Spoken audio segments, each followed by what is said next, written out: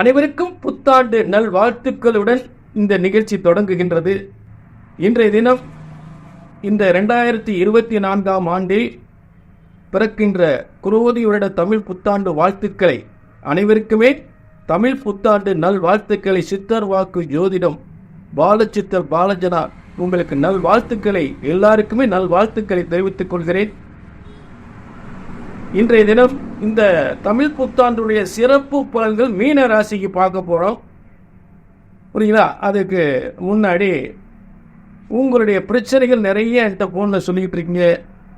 எங்க இன்றைய நல்ல கவனிங்க, என் பிள்ளை கல்யாணம் பார்த்தீங்கன்னா இன்னைக்கு நாளைக்குன்னு தள்ளி போய்கிட்டே இருக்கு. நாங்களும் ஜாதகத்தை பார்த்து பார்த்து அழுத்து போயிட்டோம். ஒவ்வொரு இடமா ஜாதகத்தை தூக்கி அலைஞ்சு திரிஞ்சு வேதனைப்பட்டு எத்தனை பரிகாரம் பண்றது? பிள்ளை கல்யாணத்துக்கு 31 பொம்பளை பிள்ளை கல்யாணம் 31 வயசு வரைக்கும் கல்யாணம் முடியலன்னு அக்கம் பக்கத்தில் அவங்க பேசுகிற பேச்சுக்களும் தாங்க முடியலைங்க. வேதனையா இருக்கு. நாங்களும் பார்க்காத ஜோசியர் கிடையாது, செய்யாத பரிகாரம்ல போகாத கோயில் இல்லை கல்யாணம் முடிய மாட்டேங்குது. பையனுக்கு வேலை கிடைக்க மாட்டேங்குது. பையன் நல்லா படிச்சிருக்கான், அவனுக்கு ஒரு அரசாங்க வேலைக்கு முயற்சி பண்ணா பையனுக்கு வேலை கிடைக்க மாட்டேங்குது. அவனுக்கு எப்போ வேலை கிடைக்கும்? இந்த பிள்ளை முகப்பிள்ளை கல்யாணம் எப்போ முடியும்? குடும்பத்தில் அவருக்கும் பார்த்தீங்கன்னா நிறைய தொழில் அவசியம், நல்ல தொழில் ஓடி இருந்துச்சு. அவருக்கும் தொழிலில் பல பிரச்சனைகள் வந்து தொழில் சரியாக நடக்க மாட்டேங்குது. அவனுக்கும் தொழில் நல்லபடியாக வரணும். இதுக்கெல்லாம் நாங்கள் ஜாதகத்தை தூக்கி எங்கெங்கயோ அலைஞ்சி திரிஞ்சு எத்தனையோ பரிகாரம் பண்ணி எத்தனையோ கோயில்களுக்கெல்லாம் போயிட்டு ஒன்றுமே நடக்கலை. எங்களுக்கு எப்பத்தான் நல்ல நேரம் பிறக்கும் ஐயா கொஞ்சம் சொல்லுங்க அப்படின்னு கேட்குறீங்க. அடுத்து பார்த்தா கல்யாணம் ஆகி இத்தனை பொறுத்த வரைக்கும் கல்யாணம் முடிச்சு குடும்பத்தில் ஒன்றுக்கு பிரச்சனையா இருக்கு. சிலவர் கல்யாணம் முடிச்சு 5 வருஷம் ஆச்சு, குழந்தை இல்லாம பெரிய பிரச்சனை வருது. பூரிய சொத்து பிரச்சனை இன்னைக்கு முடியும் நாளைக்கு முடியும், அது முடிய மாட்டேங்குது. இப்படியெல்லாம் எத்தனையோ வித வேதனைகளோடு வரக்கூடிய உங்களுக்கு நான் என்ன உறுதி உத்தரவாதம் தரப்போறேன்? நல்ல கவனிங்க. ஒரு ஜோதிடத்தின் பலன் சொன்னது நடக்கவில்லை என்றால் ஒன்று உங்கள் ஜாதகம் தவறாக இருக்க வேண்டும், இல்லை என்றால் ஜோதிடம் நான் தவறாக இருக்க வேண்டும். அந்த தவறு வந்துவிடக்கூடாது. எந்த பிரச்சனைக்கு வரீங்களோ ஒரு முறை ஜாதகத்தை கையில் தூக்கியாச்சுன்னு சொன்னது நடக்கும், நடந்தேயாகும், நடந்தே தீரும் என்ற உறுதி உத்தரவாதத்தோடு நிகழ்ச்சிக்குள்ள போகும். சரிங்களா? ஆக இன்றைய மீண்டும் மீனராசியினுடைய தமிழ் புத்தாண்டு பலன்களை தொடர்வோம். சரி, இப்ப மீன ராசியினுடைய தமிழ் புத்தாண்டு கிரக அமைப்புகள். முதல்ல மீன ராசியிலே சுக்கிரன் ஆரம்பமே அமோகமா ராசியிலே சுக்கிரன் உட்கார்ந்திருக்கார். வலிமை பெற்ற சுக்கிரன், உச்சம் பெற்ற சுக்கிரன். மேலும் உங்களுக்கு 4ஆம் அதிபதி என்று சொல்லக்கூடிய புதன் அங்க உட்கார்ந்திருக்கார். மீன ராசியினுடைய கிரக அமைப்புகள் பார்த்துக்கிட்டு இருக்கோம். இப்ப மீன ராசியிலே சுக்கிரன் உச்சம் பெற்ற ஒரு அமைப்பு. அதாவது 3-8க்குரியவர். 3-8க்குரிய விளக்கத்தை 3ஆம் அதிபதி 8ஆம் அதிபதி வலிமையா இருந்தால் எடுக்கப்படுகின்ற முயற்சிகள், அதாவது இதுவரை வராத காசு பணம் எல்லாம் வரக்கூடிய ஒரு சிறந்த தொழிலில் வருமானத்தில் அதிகப்படியான வருமான முன்னேற்றங்களை ஏற்படுத்தக்கூடியது. அதே நேரம் பயணத்தின் மூலம் எதிர்பாராத ஒரு வருமானங்கள் ஏற்படுத்தக்கூடியது. ஒரு வெளிநாட்டு பயணத்தின் மூலம் ஒரு சிறந்த ஒரு முன்னேற்றத்தை ஏற்படுத்தக்கூடியது.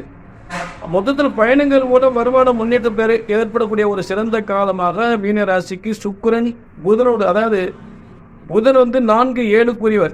7ஆம் அதிபதி வெளிநாட்டு தொடர்பை ஏற்படுத்தக்கூடியவர், வெளிநாட்டினுடைய தொழிலை ஏற்படுத்தக்கூடியவர். அதே கணவன் மனைவி ஒற்றுமை, அதாவது இதுவரை கணவன் மனைவி பிரச்சனைகள் எதுவாக இருந்தாலும் அந்த பிரச்சனைகள்லாம் தீர்ந்து கணவன் மனைவி வாழ்க்கை சிறந்து விளங்கக்கூடிய ஒரு பிரிந்தவர்கள் ஒன்று கூடிய ஒரு சிறந்த யோகமான காலமாக மீனராசிக்கு அமைகிறது. அதே போல மீனராசிக்கு 2ஆம் இடத்தில் அரசு கிரகம் என்று சொல்லக்கூடிய சூரியன் 6ஆம் அதிபதி.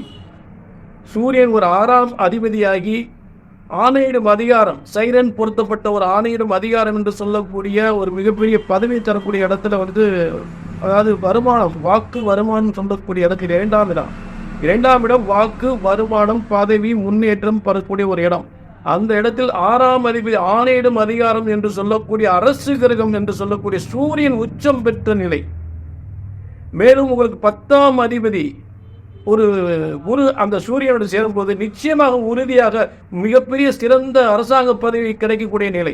ஒரு தனியார் துறையினர் மிகப்பெரிய ஒரு நிறுவனத்தை தலைவராகக்கூடிய ஒரு நிறுவனத்தை நிர்வாகம் பண்ணக்கூடிய பதவி பெறக்கூடிய நிலை.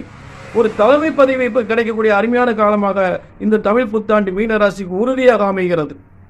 புரிஞ்சுட்டீங்களா? அடுத்து மீனராசிக்கு என்னன்னு பார்த்தீங்கன்னா, இந்த வெளிநாட்டு பயணம் சொன்ன பார்த்தீங்களா, அதுக்கு ஏற்றவாறு வெளிநாட்டு பயணம், வெளிநாட்டின் மூலம் வருமானங்கள், இதை நீண்ட தூர பயணத்தின் மூலம் வருமானங்கள் என்று சொல்லக்கூடிய அதற்கு ஏற்றவாறு, அதாவது ஒரு இடத்துல கிரகங்கள் இருக்கக்கூடிய இசைக்கு வச்சு சொல்லும்போது அடுத்தடுத்த கிரகங்கள் அந்த யோகங்களை உறுதிப்படுத்தக்கூடியவர்கள் அடுத்தடுத்து இருக்கக்கூடிய கிரகங்கள் அதற்கு ஏற்றவாறு இருக்கிறது. இப்போ பார்த்தீங்கன்னா, இந்த டாக்டருக்கு ஏதாவது படித்தாங்கன்னா கண்டிப்பாக அந்த டாக்டர் தொழில் என்பது நிச்சயமாக மீனராசியில் உரிய உண்டு. வெளிநாட்டு யோகம் உண்டு, அரசாங்கத்துடைய பதவி உண்டு. இப்போ வெளிநாட்டு யோகம், மருத்துவ யோகம் என்று சொல்லக்கூடிய இடத்துல பார்த்தீங்கன்னா, மீனராசிக்கு 12ஆம் இடத்துல பார்த்தீங்கன்னா தனகாரகத்திற்கு சொல்லக்கூடிய செவ்வாய் சனியோடு சேர்ந்துருப்போம். சனியோடு சேர்ந்தால் மருத்துவத்துறையில், சனியை செவ்வாய் சேர்ந்தால் மருத்துவத்துறையில் ஒரு டாக்டராக இருக்கு, ஒரு டாக்டர் தொழிலுக்கும் மிகப்பெரிய வெற்றியை கொடுத்தேன். அதே மிகப்பெரிய ஹோட்டல் நிறுவனங்கள் வச்சிருந்தாலும் சரி, அந்த ஹோட்டல் நிறுவனங்கள் பல மடங்கு உயரக்கூடிய வாய்ப்புகள் உணவுப் பொருட்துறை.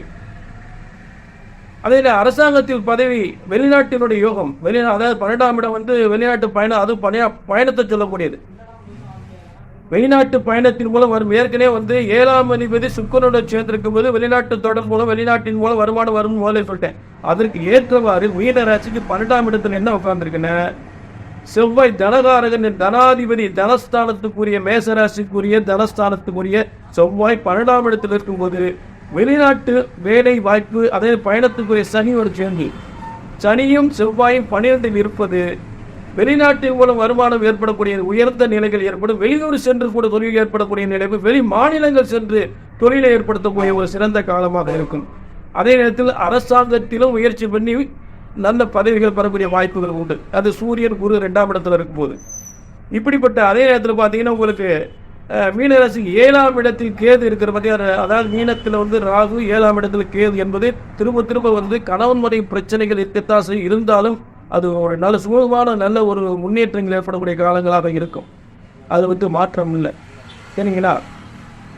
அது லக்னத்தில் சுக்கிரன் ராகு இருப்பது, 7ஆம் இடத்துல கேது இருப்பது கணவன் முறை பிரச்சனை கண்டிப்பாக கொடுத்தாலும் அது ஒரு நல்ல ஒரு முன்னேற்றம் பெறுவதற்கு, இருவரும் சேர்ந்து வாழ்வதற்கான நல்ல வாய்ப்புகளை கொடுக்கும். அதே அம்சத்தில் பார்த்தீங்கன்னா, அதாவது புத்தாண்டு பலன்கள் இன்னைக்கு 14/4/2024 இந்த குரோதி வருடம் சித்திரை 1ஆம் தேதி குரோதி வருடம் விருச்சிக லக்னத்தில் பிறகுங்க. விருச்சிக லக்னத்தில் தான் தமிழ் புத்தாண்டு பிறகு. அப்ப விருச்சிக லக்னத்துக்குரிய லக்னாதிபதி, விருச்சிக லக்னத்துக்குரிய லக்னாதிபதி செவ்வாயும் வலிமை பெற்று இருக்கும் பொழுது, அதே விருச்சிக லக்னத்தில் பிறந்தவர் நம் நாட்டின் பிரதமர் யார் தெரியுங்களா? நம்ம நாட்டின் பிரதமர் தான் இதே விருச்சிக லக்னத்தில் பிறந்திருக்கார். ஆக இந்த தமிழ் புத்தாண்டு உலக ஜாதகங்கள் என்ற அடிப்படையில் இந்த தமிழ் புத்தாண்டில் விருச்சிக லக்னத்தில் இந்த தமிழ் புத்தாண்டு பிறந்திருக்கிறது. மேலும் மிருகசீர்ஷ நட்சத்திரத்தில் இந்த புத்தாண்டு பிறந்திருக்கிறது. மிருகசீர்ஷ நட்சத்திரம் என்பது கலைஞருடைய நட்சத்திரம் என்பது எனக்கு நல்லாவே தெரியும். அதே போல விருச்சிக லக்னம் என்பது இந்த நாட்டினுடைய பிரதமர் நரேந்திர மோடி அவருடைய விருச்சிக லக்னத்தில் பிறந்திருக்கிறார். நரேந்திர மோடி அவர்கள் விருச்சிக லக்னம், விருச்சிக ராசியில் பிறந்திருக்கிறார். ஆகவே இந்த தமிழ் புத்தாண்டு விருச்சிக லக்னத்தில் பிறந்திருப்பதால் உறுதியாக நம் பாரத நாட்டின் பிரதமர் மீண்டும் 3ஆம் முறையாக இந்த நாடாளுமன்ற தேர்தலில் மிகப்பெரிய வெற்றி அடைந்து மீண்டும் பிரதமராக வருவதற்கு 100% வாய்ப்புகள் உண்டு.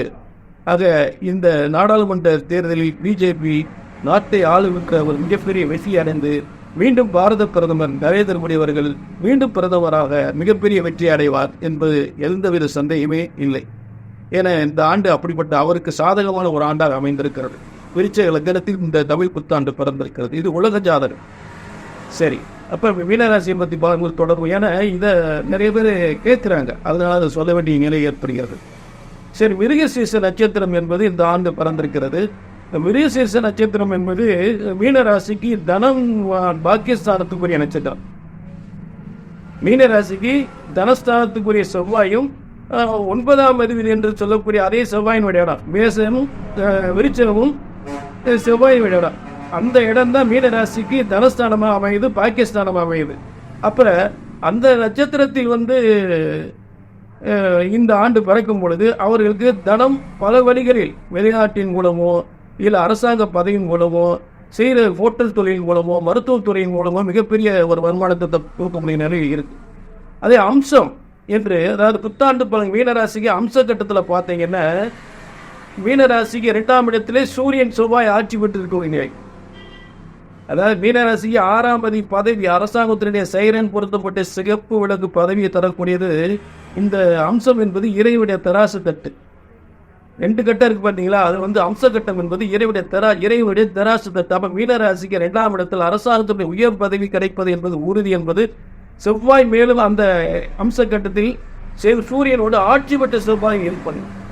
மேலும் மீனராசிக்கு 5ஆம் அதிபதி என்று சொல்லக்கூடிய சந்திரன், மீனராசிக்கு 5ஆம் அதிபதி என்று சொல்லக்கூடிய சந்திரன் அந்த துளாராசியில் இருந்து பார்க்கக்கூடிய நிலை. துளாராசியில் சந்திரனும் புதனும் சேர்ந்து, அதாவது மீனராசிக்கு 4ஆம் அதிபதி புதனும் 5ஆம் அதிபதி என்று சொல்லக்கூடிய சந்திரன், அதாவது கற்ற கல்வியின் மூலம் 5ஆம் பதவி, அதற்கேற்ற உறுதிப்படுத்தக்கூடிய நிலை சந்திரனும் புதனும் சேர்ந்து அரசு கிரகம் என்று சொல்லக்கூடிய சூரியனும் அரசனுடைய அதிகாரத்துவம் வாய்ந்த பதவியை தரக்கூடிய செவ்வாய் என்று சொல்லக்கூடியவரை சந்திரன் புதன் பார்க்கும்போது நிச்சயமாக மீனராசிக்கு உறுதியாகிறது. மிகப்பெரிய பதவி உறுதியாக என்பது அவரவர் தகுதிக்கு ஏற்றவா அரசாங்கத்தினுடைய பதவி என்பது உறுதி. அதில் மாற்றத்தில் உயர் பதவியும் நிச்சயமாக மிகப்பெரிய பதவி கிடைக்கும்.